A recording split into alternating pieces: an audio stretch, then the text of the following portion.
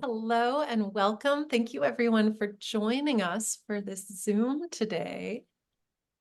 We are going to be talking about quilt making class and hearing from 4 incredible students about their experiences.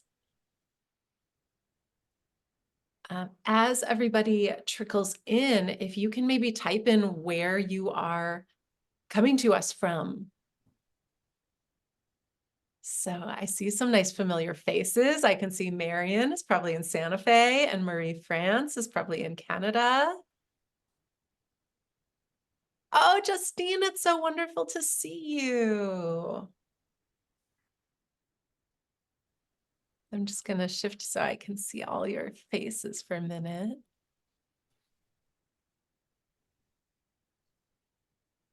Oh, awesome. Okay, so people are typing in that you are coming from Milwaukee. Kelly, I just saw you earlier today here in my studio. So nice to see you virtually now. We've got Massachusetts, Athens, Silver Spring, Maryland, Seattle, and more from Canada, Pittsburgh, Florida, Oregon, Washington, Minneapolis. Oh, Joliet, Illinois. Vicki, you're close to my old stomping grounds in Naperville, Illinois. Durham, North Carolina, the UK. Oh, thank you very much for joining us at, I think this is 11 p.m. in the UK. Cleveland, New York, Oregon, New Zealand. I'm glad that we're meeting late enough that you could wake up early and join us from New Zealand. Vicki, that is so cool. What time is it for you? Wow.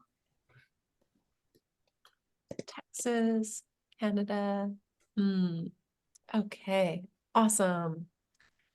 Oh, Joan, wonderful to see you. Okay, so here today, we are going to be cycling through and hearing from Ben, and then Colette, and then, oh, I forget the order. Is it Sherri and then Bonnie? Yes. Okay. And first of all, I am going to share a little bit just to set the scene so you understand a little bit about from where everyone is sharing with us.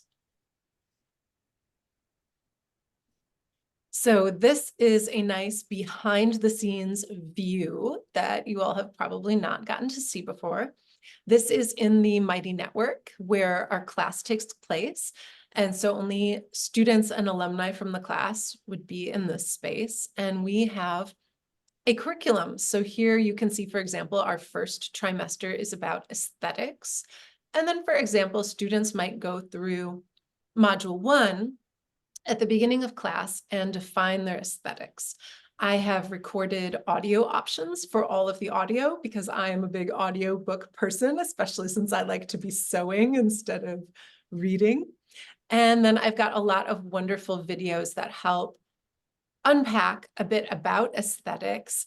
And some of them are from online, but others are videos that I have recorded.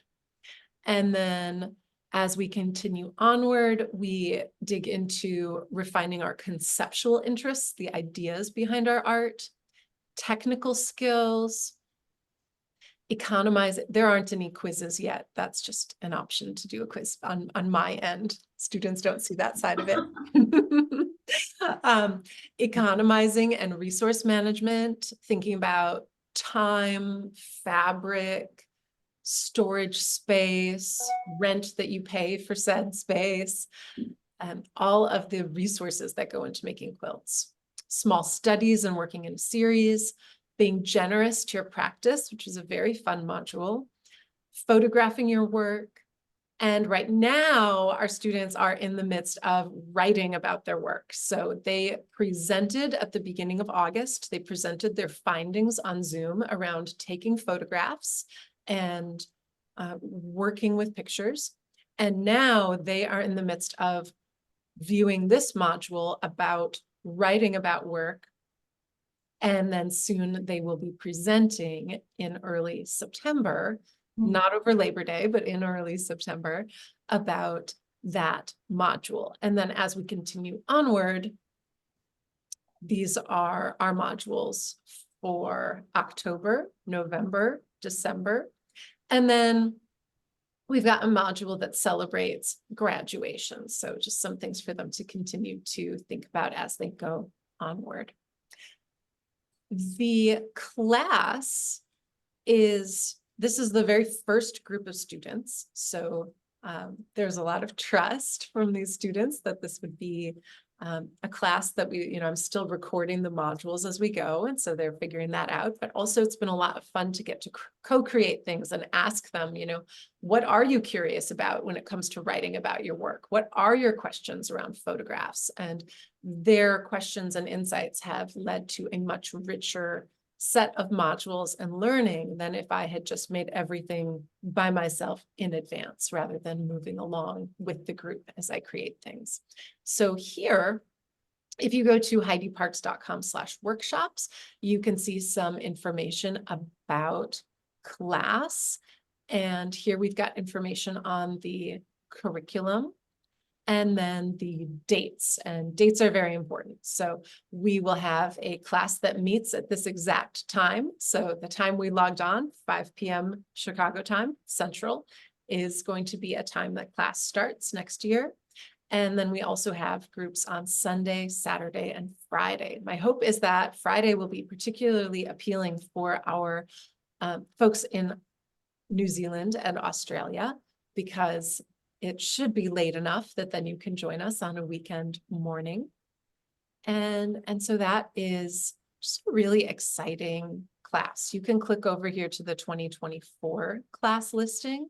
So this is the older class, and you can see a little bit more detail there. And then soon the sales page for 2025 will be going up. Also, if you arrived here, this is a place where I've got a lot of information about this class and this series of conversations. So we will be hearing from a lot more students as the months continue. We've got a nice full roster of 6 people in September, and then we'll continue to hear from more students throughout the rest of this year, 2024. But I hope that that gives you a real sense of the scope of what people have been doing, how they've been learning. There are a lot of class events where they attend different, both small group meetings that meet on those dates that I was showing, but also large group meetings that are more informal, where both alumni and current students can gather and we just talk in a more casual way, and usually are sewing while we're doing that. We have our studio community where they are having a presence on there and updating their virtual studios. It's really a nice log that they can keep for themselves, of place to announce their goals and celebrate finishes. And everything in class is recorded for students, so they can go back and watch recordings of both large and small group meetings. And as I stop sharing here, I'll just say that, if students have planned absences, which comes up from time to time, they are able to make a recording in advance and upload that to the Mighty Network. And so it's almost like they're there in person, because we get to watch them present in their video when we meet at our appointed time. And then they get to watch the recording. And so it creates a wonderful system for, if you want to stay on top of class and you have planned absences, you're able to stay connected with everyone. As we continue through, we're going to hear from each person for about 10 minutes, and then we'll shift over to a Q&A. So if you've got a question, you can kind of type it and then be ready to click send when it's time. You can also put comments as people are talking. So as Ben goes first and shares some amazing photos of his quilts, you can ooh and ah and say that's awesome. And you can ask a question, and I will be responsible for going back through the chat to find some of those and bring them up later as well. But we are very excited that this is live. It's also going to be a recording on YouTube, and having some feedback and questions and connections with all of you who've logged in is really an exciting part of this for us. So that said, Ben, you're welcome to unmute and share your screen and share about your experience in class with us. Thanks. Just to confirm, you can hear it and see me, right? Absolutely, yeah. All right. So today, I wanted to just share some of the initial insights that I've unlocked from Heidi's class. Um, a little bit about myself. I'm currently in Des Moines, Iowa, where I live with my husband and my son. Non-quilty wise, I have a degree in plant pathology, and I work as a product manager for agricultural software. Basically, just making sure that the software that people are using, it actually meets their needs and that they are able to do the things that we want them to be able to do. But on the quilting side, 2013 was when I made my first quilt, a queen size quilt, on my smaller Singer machine. I put first in quotes because I did make a t-shirt quilt back in like right after high school, but um, I don't I don't think it actually had batting, so I don't think it was actually a quilt. And then in 2018, about 5 years after that, I mean, I had been making quilts through that time, but in 2018 was when I went all in, and um, basically any free time that I had was dedicated to quilting. And so if I've been quilting since 2018, well, 2013, why did I want to participate in this class? Um, and these were some of the whys why I signed up. Um, One of them was to really force myself to focus on my making practice, um, rather than just like sitting and daydreaming as I work on my quilts. Think this I really wanted this time set aside to think about this. I wanted to develop a better understanding of who I am as a maker, what it is that I make and why I make what I make. I also wanted to learn from Heidi, who's an accomplished artist and quilter who employs um, different techniques than I do and has a different aesthetic than I do. And so I really wanted to learn from someone who approaches quilting from a different perspective than I do.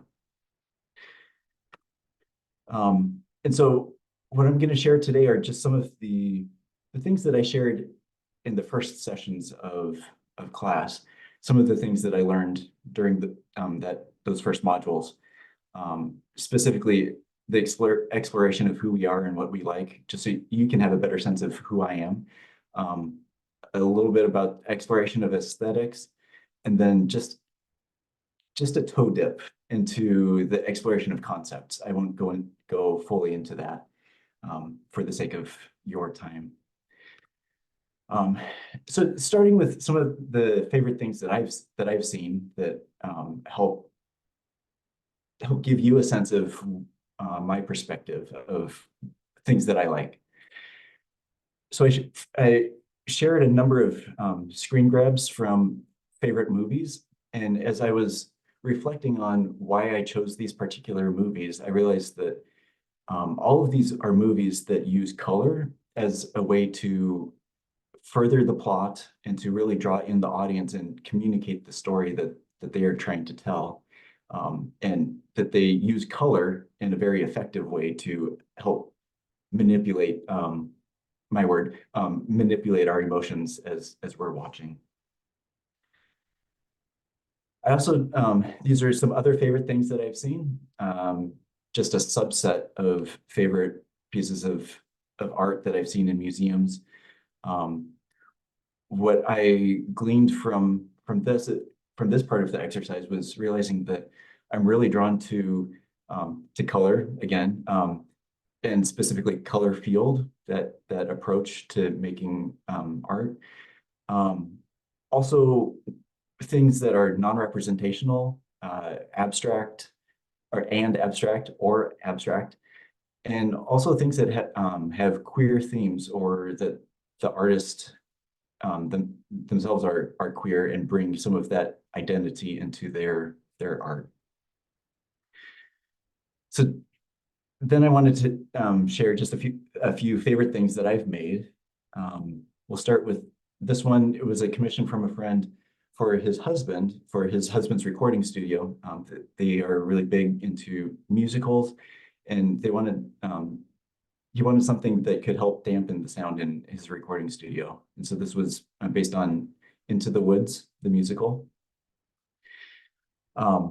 This is a wall hanging that I made for the local LGBTQ advocacy group here in Iowa called One Iowa. They had an annual gala as a fundraiser. They requested some pieces to sell to help raise money, and the theme was florals. So I chose the protea flower that represents diversity and strength. This is a quilted garment that I made, a sweatshirt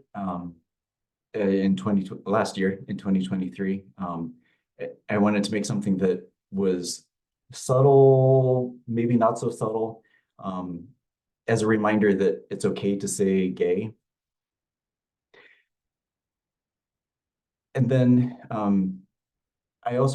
this is a quilt that I made to honor all of my predecessors, all of the gay men that came before me, especially in the last, say, 5 decades, and as a way for myself to dive further into my own gay identity and the various ways that people exist and things that they do to help communicate to others who they are.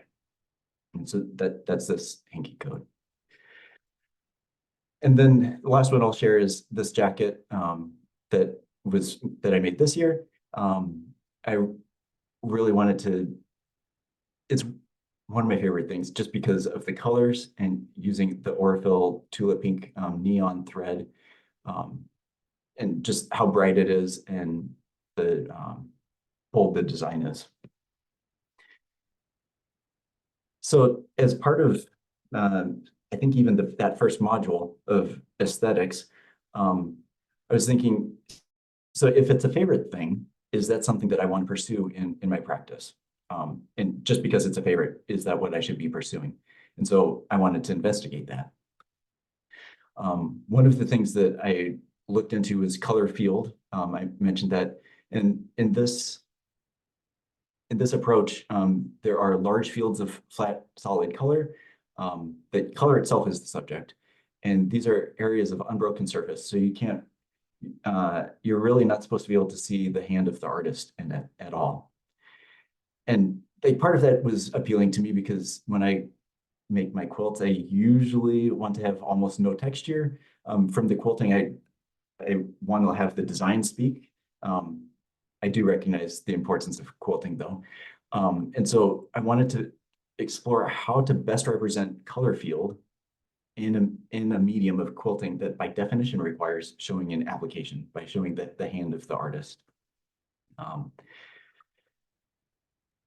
And to do this, I used this painting from Ellsworth Kelly as an inspiration. This is yellow blue and is one of my favorite pieces at the Des Moines Art Center. And Ellsworth Kelly is classified as color field and hard edge artist, but he never applied those labels to himself. He never described his art in that way, even though it is color field and hard edge painting. These are 2 odes to Ellsworth that I made in response to that yellow blue painting. And in this first one, the channels are machine quilting of about a 1/4 inch width. And I thought this one was fine. The second one, I did 1/2 inch channels with machine quilting and then did hand quilting in between each of those and with the hand quilting, it's thread that matches the color of the fabric, as you can see.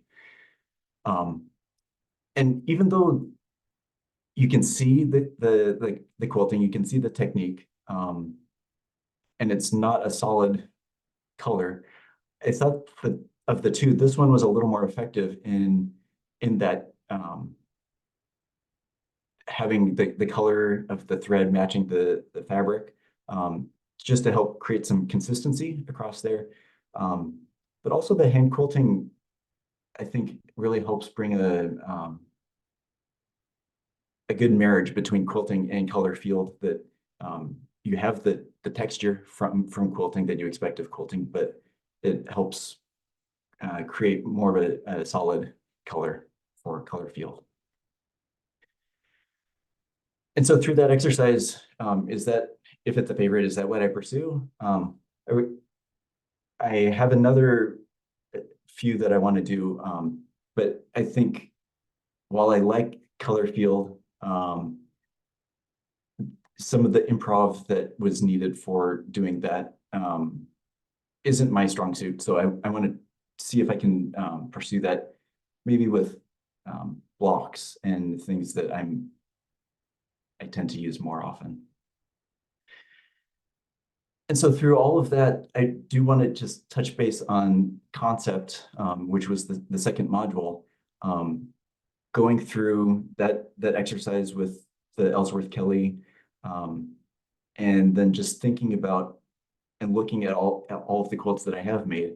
The concept that I landed on for my own practice is that I use color as a means to explore these different things of random versus ordered, of how blocks are arranged, random versus planned, of how I'm actually doing the construction, pop culture ideas, and then my own queer identity, being able to explore that with color. So just to wrap everything up, I'm sharing this again of why I wanted to participate in quilt making. But I did add one more bullet on this that I realized as class went on, is that I've been able to learn from the many other skilled quilters in the class. And I'm not learning just from Heidi. I'm learning from everyone else in my small group and in the one-on-one conversations that I get to have with everyone, that really get to get a better understanding of why everyone else makes quilts and why they do the things that they do. And that's been really enriching for myself. And with that, I will go ahead and stop sharing and pass it over to Colette.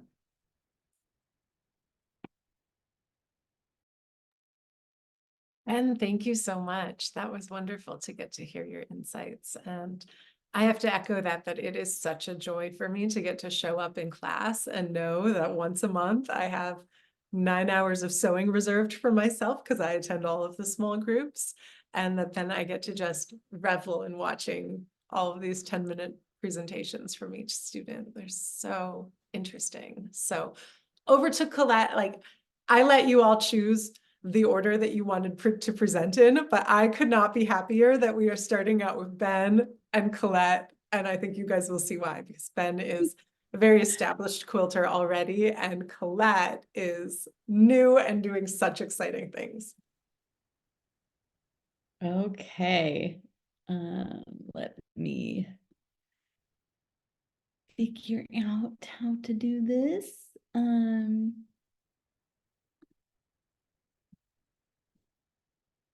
Okay, how does that look, Heidi? Perfect. Okay. So I'm Colette. I am a little background about myself. I am an interior designer and I live in California, and I am a mother. So all those things are quite the juggle. And technically I have been making quilts for about 8 years, but very, very sporadically, with years in between projects. So I very much feel like a beginner. So with this class, I really wanted to commit to my quilting and have a place of accountability, and to create a habit, so I didn't fall out of practice like I had before. I also really wanted to learn from Heidi. I did take one other class with her before, which I'm going to touch on, and I wanted to learn new techniques. So in the first trimester, we covered aesthetics, concepts, and techniques. And we also committed to sew every day. And I did have many slides of my aesthetics, but my time was too long. So I have just put it down to this, which is what I came to in the end. And so through this class, I was able to kind of identify my aesthetics and concepts and name them. And being able to define and understand my language really helped give a sense of importance to the work that I want to make. So I also was quilting every day, and this was a story class. It was a project for the first class that I found through Heidi. And it tells the story of a wildfire that came through our property. And it really introduced me to a whole new way of thinking about quilts and art. And it also was something that I worked on in that month, and then eventually it got shoved in the back of the closet, and I didn't look at it again until this class. So which was maybe almost 2 years. So this was my starting place, and it had its positives and negatives. The challenge was that I didn't really like it anymore, and I didn't really feel connected to it because so much time had passed. But it also allowed me an easy way to just jump back in because I didn't feel like it was precious anymore.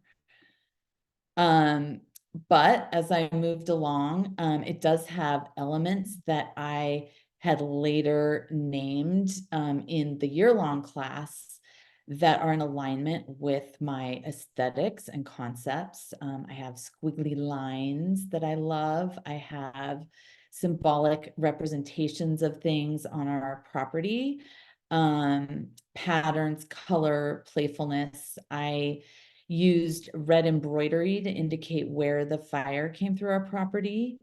I used a scalloped quilt pattern over our pond area on the right to indicate water, and I embroidered drawings of my daughter to connect our family to the property. I also used these fun pom-poms to indicate our apple tree varieties. And just by nature of being a story quilt, it does reflect my conceptual interests around family and home and history. So in the end, this quilt reflects a successful creative journey for me, from concept to muddling through the weeds of discomfort and dislike to finding my way out and feeling proud of it in the end. And it's probably one of the most meaningful things that I have made. Alongside that, I wanted to start something completely new. And this kind of formed out of just 100% from my imagination, which was freeing and also scary. I am a child of the 80s, and I love more color, more pattern, more everything. And so toning it down is sometimes a challenge, and I don't know where this is going, but it is fun along the way. So here's some different iterations of it. Here is the fabric that I got at a thrift store that I just really liked. And I just started layering and had this vision of this altar shape. So it became an altar to spring, with the idea that it would just be a whole lot of flowers throwing up all over the place of this piece. So some of the details are that I used a machine to keep those little blue pieces down, and I have not been friends with my machine. And this is one of the things that I am trying to figure out through this class is, do I like a machine or not? But I did really like the way it looked. I liked the very thin, refined line that it created. And so that was an interesting discovery for me. I also changed my compositions a bit and added these two applique flowers. And I've even done some thread wrapping on this one on the right. So here's where it is today. I am starting my quilting. I don't love it right now, but I am moving forward because I find that things will change. That's what I'm learning in this process, is that, I really do go through that period of uncertainty and then come out of it. So I'm moving forward. So our second trimester, we talked about efficiency, economizing, and resource management, small studies, and working in a series. And being generous with our practice. And I really think I focus mostly on the efficiency part of this, economizing my time, and also working in a series. So my father, who passed away, was an artist, and I knew that I wanted to do a series where I reinterpret his work. And this is the first piece I decided to recreate. Despite the composition being set, it is still a unique challenge to consider the best way to interpret paint and brush marks through fabric. And one thing that's really nice about working in a series is that it can create limits or parameters to work within. So in this case, having the composition already decided so that I can really just focus on techniques and other aspects of quilting. So in particular, I worked a lot on embroidery and applique, and I researched different embroidery stitches to figure out how I wanted to recreate the depth of color layering in the paint. And I also thought about the best materials I could use to create some complicated shapes, and settled on felt, which you can see on that lower shape. And then I also used yarn to create a more textural, long curved line. So this part of it, this sort of aqua amoeba plant shape, took a really long time for me to make. And at the same time, we were beginning our course talking about efficiency. And in one of our small group Zooms, I had said, well, it took me about a week to do this one left long skinny line. And people were like, what are you doing?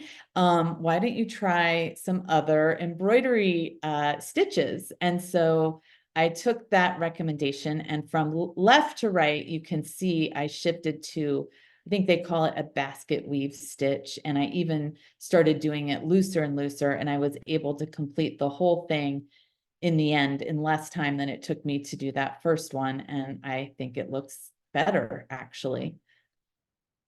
So this got me thinking a lot about my time management and efficiency, and how I can make decisions that feel more effortless and simple. And this has become a very important learning for me in this class that is staying with me as I move forward in my life with juggling parenthood as well as my quilting choices. And here's the finish of this quilt. It represents a shift for me from very labor-intensive choices to more efficient choices. This is the second collage I started to do, and at the same time, I agreed to hang some of my pieces in our little town's art walk, and it was a very fast turnaround. And so it forced me to dive deeper into being efficient with my time. And also it allowed me to be generous with my quilting, because I really had to dedicate a couple of weeks to quilting somewhat nonstop. And thankfully it aligned with a family vacation. And so my husband could take care of the child, and I made it work. So I chose that composition because it was a little bit simpler, and I was able to get the applique pieces done and down pretty quickly. And I also leaned on a classmate of mine when I was struggling with my applique, and she reminded me that irons are really helpful. And so that helped me get these down and crisper the way that I wanted it to look. And then I also machine quilted it. I had received a brand new machine for my birthday. The machine I had previously used was from like the 50s. And all of a sudden, everything was working fine and we became good friends. And I was able to finish this piece quicker. And I really love the difference between the hand quilting and the machine quilting. I love the idea of using them together. And it really opened up my mind to also playing around with thinner thread when I do hand quilting, and just new ways to explore these two different ways of doing the quilting. So that's side by side. I love seeing how the quilting affects the shapes. And that is the piece in the end. Oh, that one I kind of cut out, but I thought I did. This was just to say that my summer was very busy and I had to juggle a lot of things. There's my kid. And so I'm learning how to be efficient, and how that is a wave for me, and that sometimes I have to be a mom and sometimes I have to do work, and sometimes I get to quilt, and sometimes I get to quilt every day. Not every time, but sometimes. And then lastly, and most importantly, finding a community similar to what Ben was sharing has been the greatest gift for me of this class. First, putting myself out there in this show and into the community I live in, and actually calling myself an artist for the very first time. Also posting more on social media. It's something that I haven't really loved to do, but I'm finding it to be a more joyful experience through having my quilting friends as a part of that community. And then this just a few weeks ago, I was able to go to New York and meet some of my awesome new friends in person. There we are. And we got to share our work together and talk quilts all day and do things together. And it was just really, really special. And so as I continue to move forward in this class and work on my juggle, and when this class ends, I feel like this community is what's going to keep my practice going and keep me from sliding into the realm of not working. So I'm really excited to have that. And that is my share. Oh, Colette, that's so incredible. Thank you very much. You did such a great job with the photos and showing the process pictures as well as the finished ones. And thank you, thank you, thank you. All right, over to Sherri. You can get started with screen sharing. I would mention too that I request to spend an average of an hour a day sewing. And so for some folks, they choose to do an hour a day, but for other people, probably like me, you're welcome to do 7 hours on one day and nothing the other days. Thank you. Thanks, Heidi. Mhm. So hello, everyone. My name is Sherri Ramsey, and I'm in Heidi's year-long quilt making class for 2024.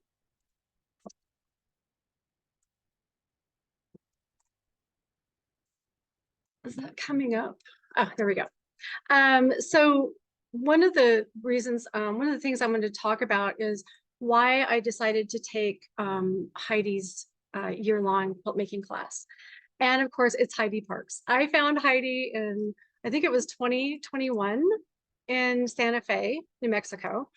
And I've just really enjoyed watching how she makes her quilts, the stories behind them.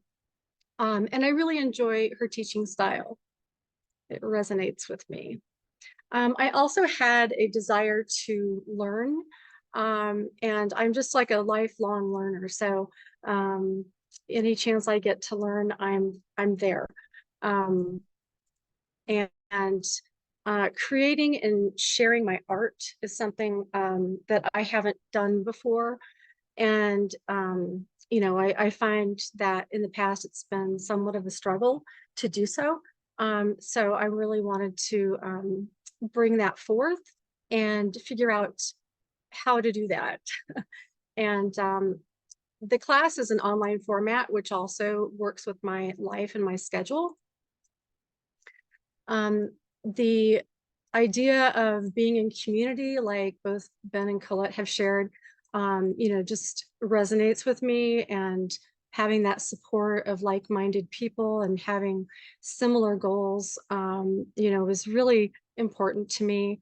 And I was familiar with the Mighty Networks platform through my Soul Collage days, and also I'm on the Nook with Zach Foster, and so I was very familiar with that platform and comfortable using it. And also just having accountability, not so much to other people, but for myself, you know, taking the time to invest myself and resources into a year-long class.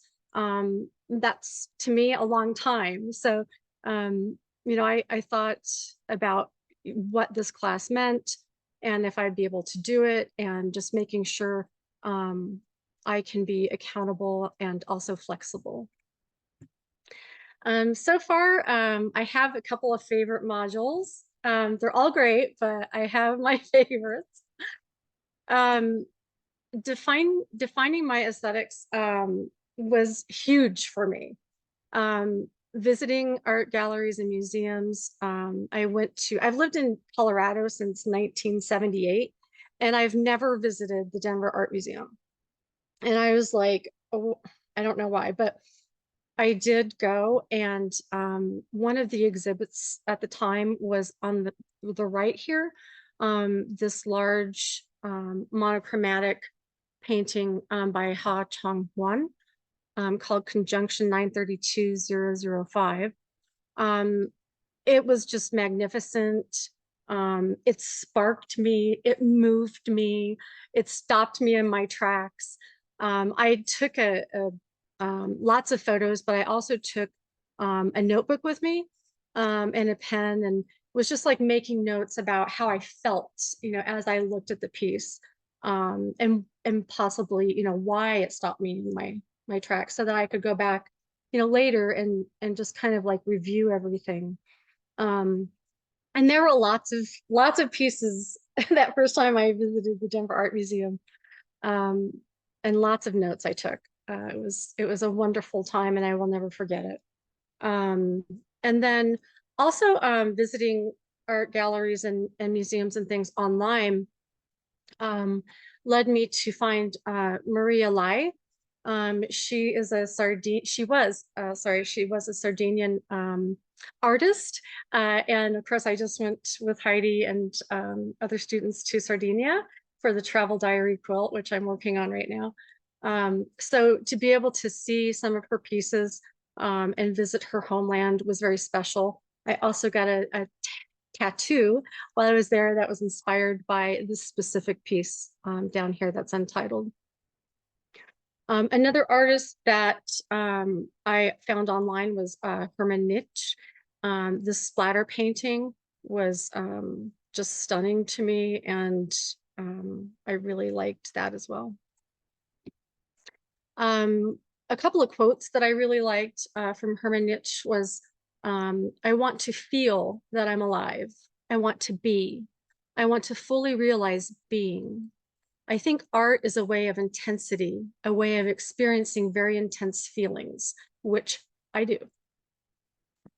The other quote from him is, red is the color that most intensively arouses attention because it is simultaneously the color of both life and death. And that is so important to me and the work that I do and the art that I'm creating. So what is my art? The module on conceptualization. What is my art about? I spent a lot of time, again, you know, in this module, really figuring it out. And I had like, I think 2 slides full of different words, you know, just like brainstorming. What is my art about? And I came up with identity, spirituality, and healing as the top 3. And I threw in witnessing as well. And this picture over here on the far right at the top is me as a child. I think I was maybe about 7. I have this photo in my studio, and she reminds me to stay playful and have a sense of humor, and to just enjoy doing what I'm doing.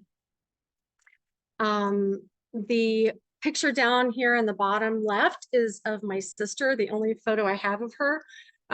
She died when she was 7 months old in 1972. So that was really my first experience with a loss. I believe I was about 4 at the time. And then the center photo is a 5-generational photo of me sitting on my great-great-grandmother's lap. My mom is here in yellow, and she's pregnant with my sister, so I'm guessing this was 1971-ish. So ancestral work, I've done some work in the past, just through meditating and things like that. But that's an important part of my art as well. And they're all passed, so I'm the only one left in this photo. My mom actually died in 2006 from domestic violence. And then this photo on the right is me and my youngest son, Matthew. And he passed away in 1993 at the age of 2.5. So grief has been very significant throughout my life, and witnessing myself creating art through that grief has been an important part of my journey. And you know, also just helping people to realize, you know, that they can create and work through grief. I mean, everybody's different, but it's an important part of my art. Spirituality, I'm, you know, creating what my essence is, using my intuitiveness. And then also, you know, for me, you know, healing is one of those words where I don't necessarily like to use it because, you know, I feel like, are we ever really truly healed from those type of traumas? Maybe, maybe not, but, you know, creating some boundaries around those, especially with my art, and also creating a sacred space as I'm doing that. So the other module I absolutely loved was the small studies and working in a series.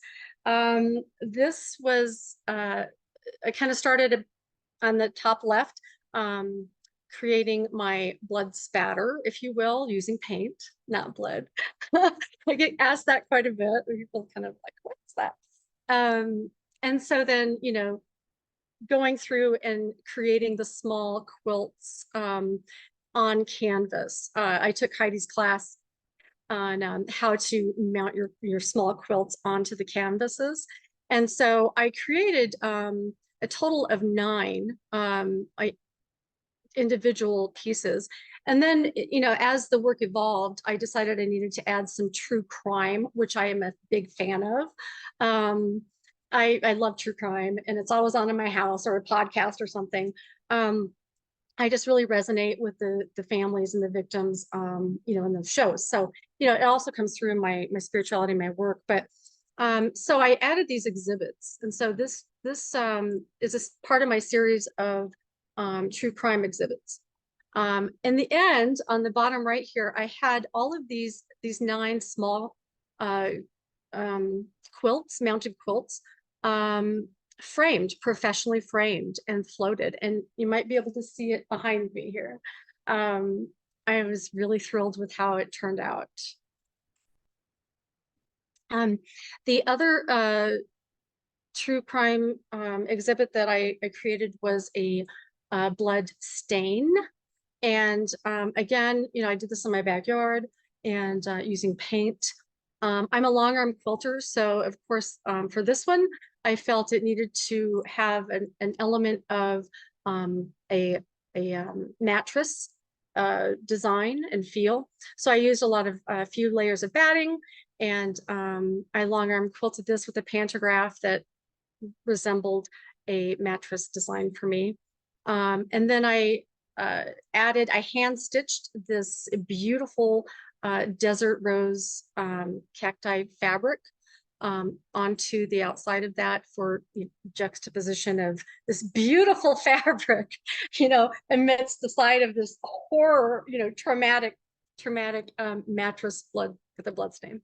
And then again, I also had this professionally framed with a silk fabric for the mat, and then a wood shadow box type frame. We are, I think as Heidi mentioned, we're in the writing about your work right now. And so that is super exciting for me to rewrite my bio as an artist and learning more. And I'm also working on a new website, sherriramseyart.com. And that's going to be all about my specific work and not so much about my long arming. Spirit Quilter will still be here, and I'll still be doing long arming, but this is dedicated to my work and my art, and I'm super excited about it. And thank you all so much. Sherri, that's such exciting news. Thank you so much. I love that you shared so much in depth with us and so succinctly. Thank you very, very much. Bonnie, you can take it away. And then after Bonnie shares, we will have some time for questions. So folks can use the raise hand function if they want to, or they can type something in the chat. So you can think about what you might want to ask or discuss after Bonnie shares. Take it away. Oh, and make sure you unmute. Got it. All right. My name is Bonnie Magness-Gardiner. I live just outside of Washington, D.C. in a small Maryland community, Hyattsville, near College Park, if you know the area. I worked for the federal government for many, many years, and I retired in 2018. When I retired, I knew I wanted to do something creative. It had to be with my hands, and it had to involve textiles. I did not set out to be an artist. I set out more or less to be a craftsman. I wanted to print cloth, and then I wanted to make clothes and domestic objects from it, curtains, pillows, things like that. I started taking printing classes. I started printing fabric, screen printing. I started making clothing. Okay. That didn't last long because I realized I was retired. What did I need all this fancy clothing for? No. And then I moved on to quilting. Took a quilt class at our local small shop. And my first quilt really was a bed quilt. It was queen size. All the points matched. It was, you know, nice pattern. I sent it off to a long armor and decided I would never do that again. And I turned to improv, and I have never looked back. I love improv. And then I also got into natural dyeing. These are all natural dyes for my first quilt, and also an improv quilt. I also do fiber reactive dye. And one of my long-term goals is to integrate printing, natural dye, and fiber reactive dye. See, I haven't quite accomplished that yet, but I will, I think, in, you know, someday. Okay. Not moving along.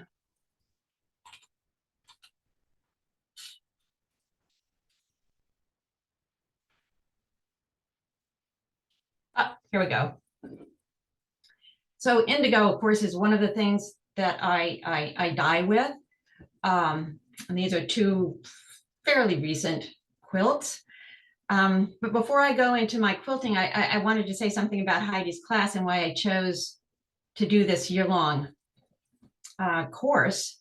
And that's because although I never intended to be an artist, after some years of taking classes and starting to work both with the more with the printing and creating new quilts and integrating the printing with the dyeing, I became an artist, or thought I was becoming an artist.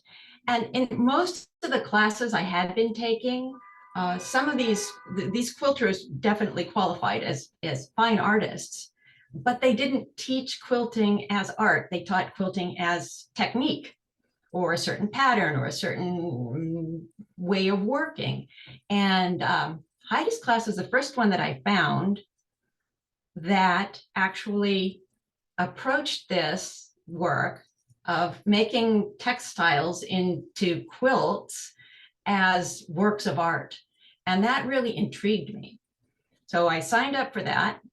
And I must say it was probably the best decision I ever made there in my quilting career, because not because she provided you the answers to all the questions that you had, but she identified the right questions that you could ask yourself in order to further your understanding of your own art and your own direction of taking that art. And that has been entirely, it's been amazing to me to understand now why I like what I like and why I do what I do. And also to hone in on certain facets of that as something I want to explore, and other facets that I can discard and not go down a rabbit hole and essentially waste my time when I could be working on something else. Now, most of you are younger than I am, so I figure I have another 15 to 20 years of a working life as an artist. So I gotta get out there, and I gotta do this pretty fast. So these are my shibori works. When I'm composing something for a shibori quilt or an indigo quilt, I kind of work in it as a black and white endeavor, almost like a black and white photograph. And it has a certain, and that has a certain effect on the kinds of structure for the quilt and the aesthetic that I'm going to present in that quilt. And it's quite different from my other work, as you'll see. But this is on my design wall right now. The one here, this is actually a single piece of linen, and I've just put some of my prints over it. And I'm thinking about this as a more or less whole cloth quilt. And maybe I will also print more of these leaves in white or red in other areas of this quilt, maybe down here, maybe up here. So that's something I'm thinking about for the future in my indigo mood there. And nested bowls I created in the last couple of weeks because I got a new long arm and I needed a little sample quilt to practice on. So I threw this together and joined Quilty Nook about the same time. And I got some really good feedback on this from Quilty Nook, where I might have been Diane Wilson, pointed out it was very three-dimensional. And then in the next day or two, she said, oh yeah, and there's a little envelope at the bottom of that. So, okay, envelope, I'm going to sign it there. That's what I'm working on today. Now, I also really love color, and I've done a number of color studies. These are all my hand-dyed stuff. But these are really just, they're more or less samplers. I was just trying to get a handle on how these colors would work together and how I could develop them. This palette is pretty clear. This one was to look at the juxtaposition between cool colors and warm colors. And I did come out of a class with Maria Schell in Santa Fe. But I also really like curves, and I like playing with space a little bit, and I like just basically both of these were just throwing things up on the wall until it worked.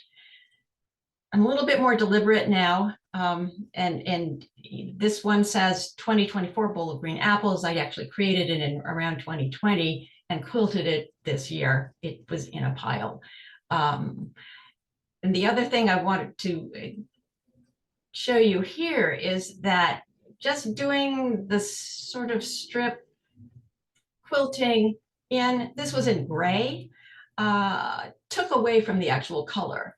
And so I've learned that it might be better in some cases to go with monofilament that doesn't give any color, where you can put the texture on it without modifying the color in such a way that you obscure it. Composition in blues and yellows gives you some idea of the influences I have. You can tell it's a modern art, abstract for the most part. Here, this was from a Nancy Crow workshop. I was definitely channeling Matisse with this and mid-century modern. She did not let us bring much hand-printed, hand-dyed. She's, very strict about commercial fabrics. But the plaid is my hand-dyed plaid. This one I completed not too long ago, and I actually submitted it to the Philadelphia National Quilt Show. After talking in class about that, I went ahead and did that, and it was accepted to the show, so it'll be up there next month. Yay! And that is the first quilt I've ever submitted to a show. And this will be the quilt show my first quilt show ever. I've never been to a quilt show either. Now, what I'm quilting now, 2 more pieces that really have my printed fabric as their basis.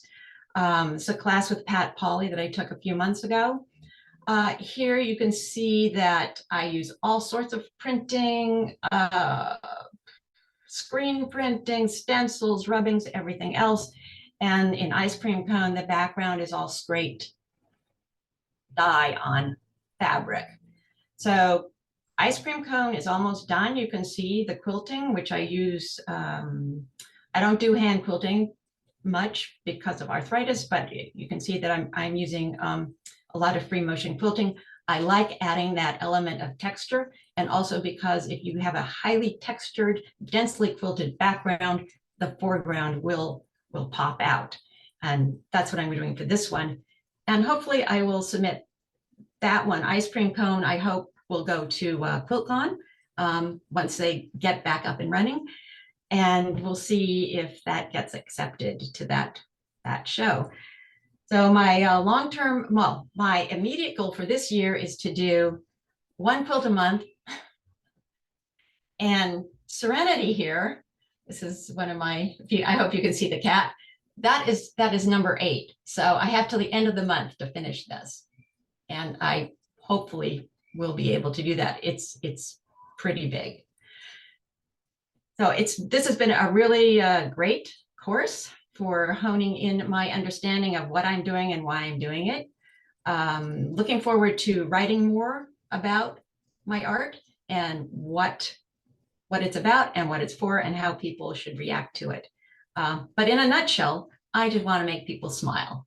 I want them to be happy when they see the work, and happy enough maybe that they want to take it home with them. So there you go.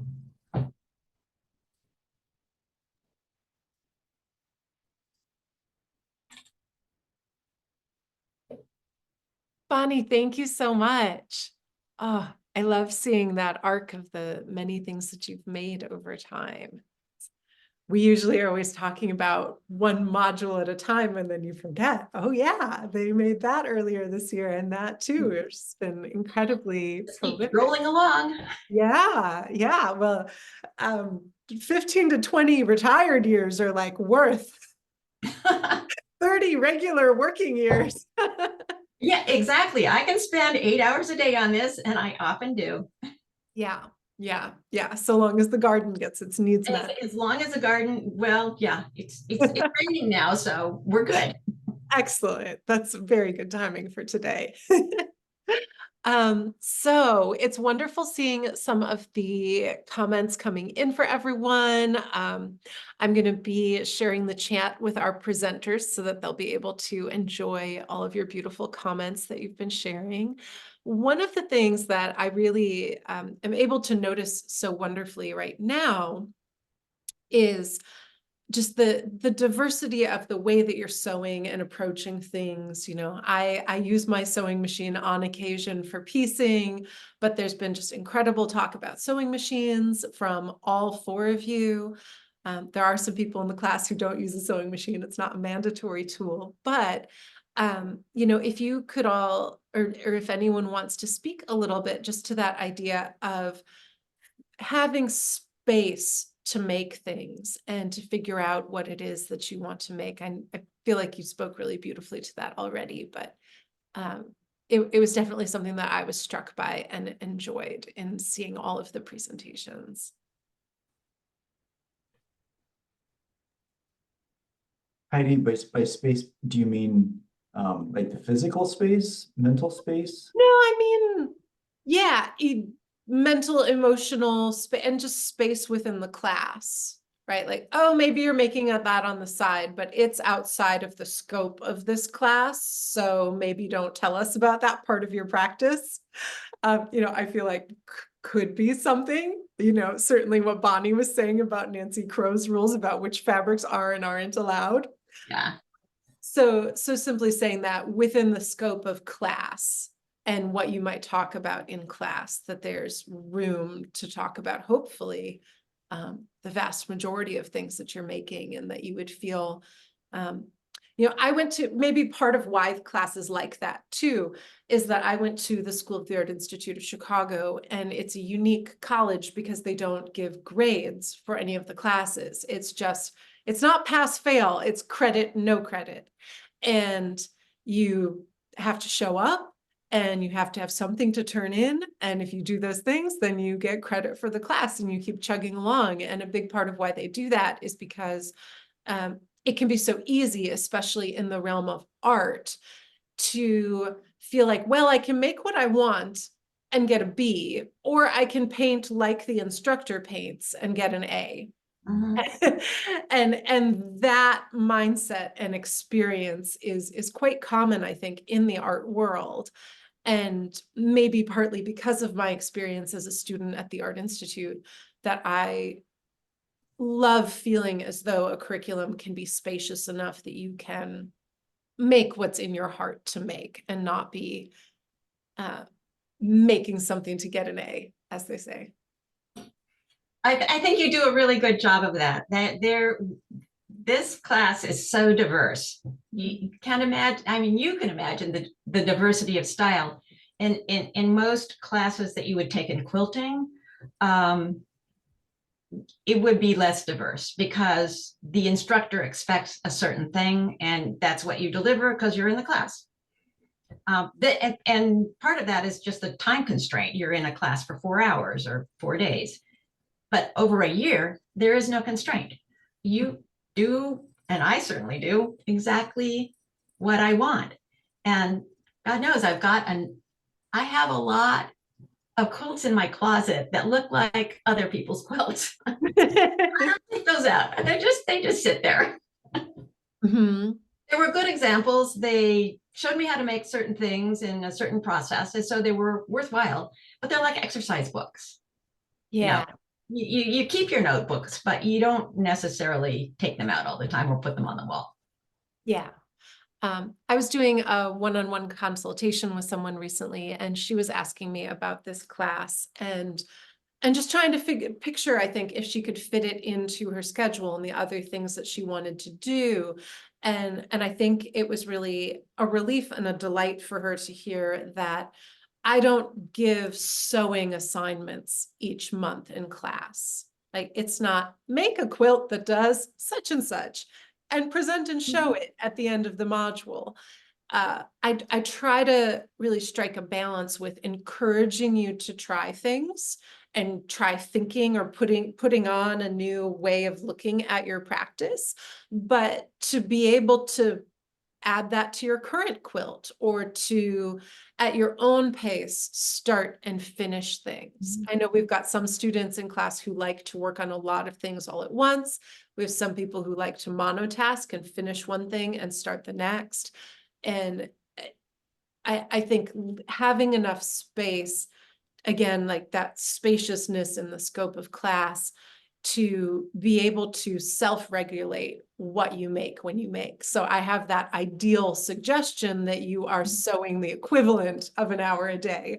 But then within that, it's really up to you. I would say the module that I was the most pressure was the working in a series module. And even then, I think I went out of my way perhaps to remind people that you could make small pieces.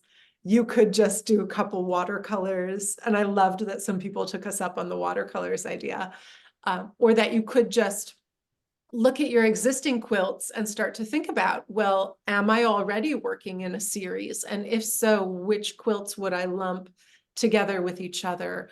But that self-pacing, I think, really is part of the rigorousness of the class, that you're being held accountable to keep making things and to figure out what it is that you're making as we move along. Yeah. Heidi, I was Always going to good to have mention, deadlines. I was going to mention, you know, I've taken a few of your classes, but you know, the travel diary quilts and the scavenger hunt quilt that I did, you know, I was following kind of like the guidelines of that, and hand quilting that, you know, those, and then, you know, when I came into this class, it's like, well, can I actually long arm machine quilt something like that? And what does it look like? And how do I make it a Sherri Ramsey quilt? And, you know, those like prompts that, you know, you've given us throughout the modules are just like, just kind of blown my mind, because I haven't been in that type of, you know, position before to think about it that way. So it's definitely the sewing part, integrating my long arm machining and hand quilting, because I love both, has been really paramount. Well, and Bonnie, I think the deadlines that you're referring to are, we meet once a month and you have to have something to present. You want to have something to show for yourself. So you don't have a specific assignment, but you do have that. You have to produce something, if just only work in progress. Something has to be done by the end of the month, and that's good. Yeah. Well, something done by the end of the month is a self-imposed deadline. Just something, some sort of progress to reveal is what I'm asking for. Yeah.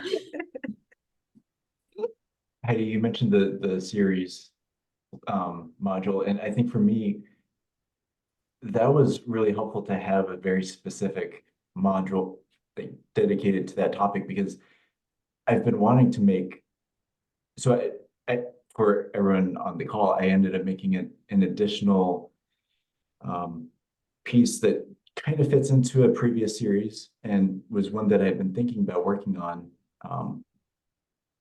for 2 years. But that having that prompt of the series and exploring how things could fit into that really gave me the motivation, the permission, I should probably say, to actually work on that instead of some other things that I was equally interested in, but having this one project that I have been wanting to work on, it gave me that permission to actually focus on that. And I think that's been similar with other modules, that there were things that I wanted to work on naturally fit into what the module was, fortunately. And so it, whether it was by coincidence or just because that's where I was ready to work on that thing, it really helped to help me I've already said it, to have that permission to work on a specific thing and make progress on it, whether it was finished by the time that we shared publicly or not. But so I think that that was really helpful, has been really helpful for me with the class. I was so happy that it was a common thread of celebrating our classmates and getting to see collectively what folks are making. And certainly it's like the Quilty Nook is another character in our group as well. But apart from the community and getting to meet your fellow classmates being such a potentially unexpected delight, I think that getting more skillful with presenting about your work is another huge aspect that has been really thrilling to get to see people improve with and gain comfort with throughout the year. I think, just getting to know that so many students in class have elected to present throughout this series from now until December speaks a lot to gaining courage and comfort and ability and just that knowledge of how much information can I fit into 10 minutes. I remember one of my first professional lectures that I had the opportunity to speak for 10 minutes. And I think I thought I had 30 seconds to speak. I was not prepared to fill 10 minutes and gaining the comfort that you get in this class to understand that amount of time and the amount that can be communicated and having that ability to put together a slideshow of some point and take pictures that maybe they're not the perfect picture, but they are enough that you can communicate to someone else what it is that you're up to. And then to even know how to screen. I feel like the screen sharing is the biggest hurdle in class. That is, yes. And so then learning and being guided through and having the time to figure it out, to be in a group, and we're always like, at the bottom, it's the green screen share. At the top, it's the red stop share. And being comfortable enough to do that at your own pace. And here is, I think, a really exciting thing as well. I just wanted to add that I feel like the class has been a really perfect balance for me in terms of having like an openness to it. And as one of the other presenters said, the way that you're asking questions that brings out the answers for ourselves. So having that as the start, and also having art making be the sort of leading factor more than quilting. I mean, yes, it's quilting, but I feel like, a lot of the videos and things that we're learning are, other artists doing other types of work sometimes. And so it's really having that sort of lead the class allows a lot of openness and freedom. I've even did the wrong module once and reached out to Heidi and was like, oh my God, and what am I going to do? And I just we flipped it and it worked. And, so that's really great. But also having the community and having that monthly meeting allows for accountability. And that was something I really needed, because now I didn't even realize when I started this class, other than, yes, having a class keeps me going, but to really dive into this idea of efficiency and time management, really made it clear to me that that is another big component. And so I really appreciate having that accountability every month that I put on myself, but also to my classmates to share. We're working together, and it just helps each other to see what everybody's doing and to support each other along the way. Yeah, thank you, Colette. And while you were sharing, Joan mentioned the Socratic method, and I absolutely believe in the kindling of a flame more than the filling of a vessel. And that's so connected to the title of the class too, quilt making, aesthetics, curiosity, efficiency, that for me, I'm so curious about these ideas around quilting of what if the hand is more visible? What if you use a quilt to tackle some of the ideas that painting and sculpture and other art forms have been attempting to tackle for so long? That having some teammates in that curiosity is just only feels so helpful to me.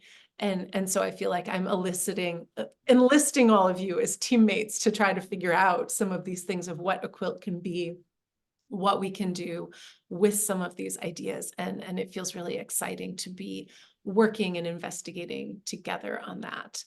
I see we've got a longer, oh, okay, that's a beautiful, thank you, Nicole. Do we have anyone who would like to ask a question or share a little bit more? You could use that. The raise hand function is at the bottom. So if you look at your screen in neon green, you see share screen. And a little bit to the right of that, you see reactions and then also raise hand. And so you can see I'm raising my hand now and then unraising. So if anyone did want to share something, you'd be very welcome to. Or if you've got a question, you can pop that into the chat. Sometimes those are a little harder because I have to pause and read and then translate. But yeah, if anyone wanted to share or ask something or give a compliment and ask something of one of the artists here on the panel or ask something of me, well, any kind of question would be quite welcome.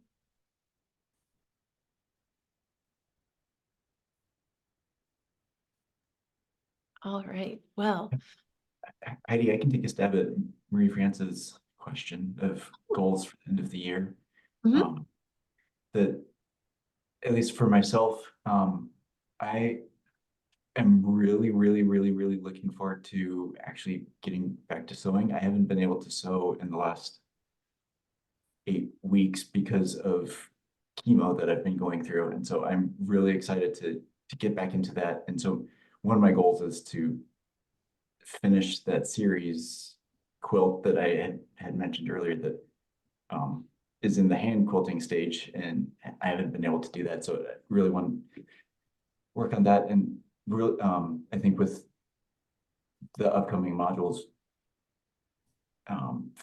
further refine the concept slide that I had of that is still a little more general. Really try to focus in on what I want it to be. Yeah, Marie France's question is, what are your goals for the end of the year? What do you still want to do that you haven't done or started yet? Does anyone else feel excited to give an answer to that? So I want to start doing more small studies, and I did one. I didn't share it today, but I've done one so far. And so once I had such a big push for that show that I did in July, so that kind of took away from when I was going to start the small studies. So I'm a little behind, but it's okay. It'll fit in. So I'm going to start working on that. And there was another question asking if our work, Ben, if our work influences our quilting. So I can tie that in. So one of the series that I want to do is there are photographs that I love of interiors that are very simple and very almost like color blocking of shapes. And so I've been doing kind of simplifying those photographs in watercolor, and I want to quilt those as a small series. And then in other ways, I feel like in interior design, that was kind of what exposed me to beautiful fabrics to begin with and patterns. And I had, for a couple of years, I designed patterns for wallpaper as an extension of my design work, and then found that to be too much on the computer and also too limiting because patterns have to repeat. So they have to have that matching join. And I just, it wasn't quite right, but it definitely was like a continuation that kind of has moved me into what I'm doing here. And I use a lot of samples of fabrics from my interior design world in my quilting. Yeah, I would love to open that question up to Sherri and Bonnie as well, because both of you have super interesting careers that you have had experience with that might be impact work also.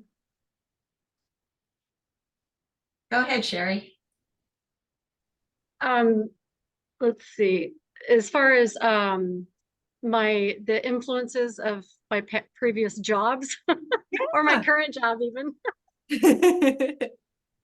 Gosh, I feel like most of my work has been influenced by my personal life, not so much my career life. However, that said, I have, I was an executive assistant for 35 years in corporate, and I also did investor relations. And so, having a professional, side of me in the past, does, I guess, flow over into my artistic world in the sense of I do enjoy presentations. I do like making them. I do like crafting words. I do, enjoy, revisions and doing things like that.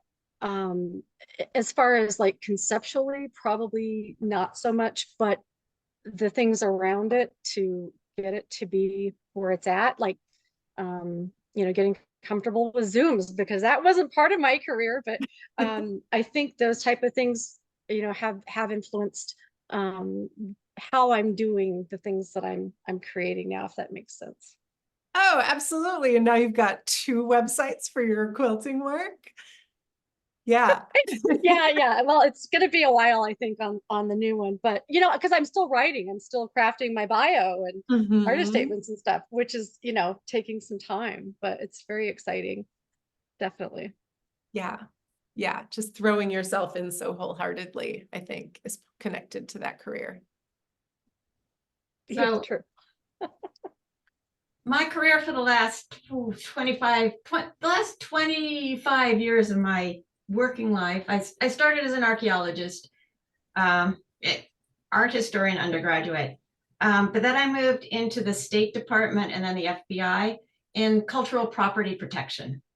Now, in this arena, I dealt with museums, I dealt with archaeologists, I dealt with artists, I dealt with curators and dealers, and art fairs.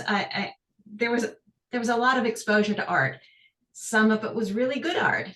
Most of it was really bad art, because a lot of what I dealt with in the FBI was fraud and copies and just reproductions and some really, really, really bad ones. So when I retired from that, I was like, I don't want to deal with bad art anymore. I only want to deal with good art. So maybe I should just like make that or at least create something with my hands instead of just telling people, no, you need an inventory or now better security, stuff like that. It was fun, but it was time to go. So interesting. Nicole's saying that even just hearing snippets of your life story, it could be a movie. It could be a movie, but moving on. Yeah, you're making quilts instead. Well, beautiful. We're right at our 6:30-ish end time, and I think this feels like a really nice wrap up. Yeah, Rebecca, this is totally the soft bulk model for conversation, presentations, and then group conversations. So if you all enjoyed this, you could definitely log on to my YouTube channel. It's just youtube.com/Heidi Parkes. There's an E in Parkes. And that, of course, is where the recording of this talk will be if you missed the beginning or the end. And on there, I have a Quilt Talk playlist that this will definitely be part of. The Quilt Talk playlist includes all of the episodes of Soft Bulk. It also includes other conversations that I've had about diary art and other conversations with quilters and other types of artists. I also, on occasion, am on other people's YouTube channels. And so when that happens, for example, with the Wisconsin Museum of Quilts and Fiber Art, or more recently, oh, maybe I'm spacing on, we did the 30 days of dopamine about how handwork and making things with your hand is good for your mindset. So all of those types of videos are also on the Quilt Talk playlist. So if you're thirsty for more, there's about 50 videos to watch on there. And then, of course, in the coming months, we are going to have one conversation per month from this class celebrating other students. So you can get to see more of that scope of what people are doing that I was talking about. Next month is going to be our largest group, probably out of all of them. We'll have 6 speakers instead of 4. And it should just be a really wonderful event. So make sure that you RSVP to join that one. And thank you so very much for joining us. All right, I will stop the recording and then hang on. So thank you, everyone. Like and subscribe on YouTube. Thanks, bye.